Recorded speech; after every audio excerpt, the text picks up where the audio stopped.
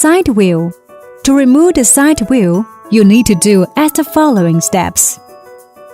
Turn over the robot. Unscrew the 2 screws close to the side wheel and the 3 screws on the side wheel cover.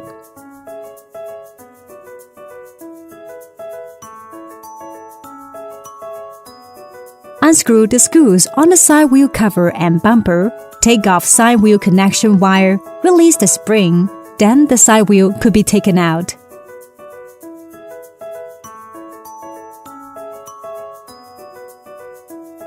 How to install bag. Position the new side wheel to the connection point. Fasten the spring.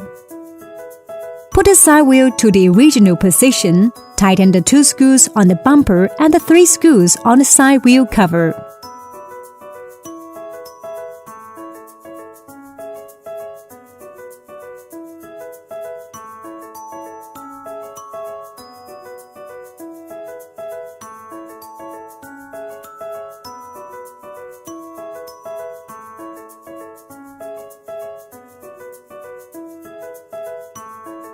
Make sure the side wheel could be turned smoothly.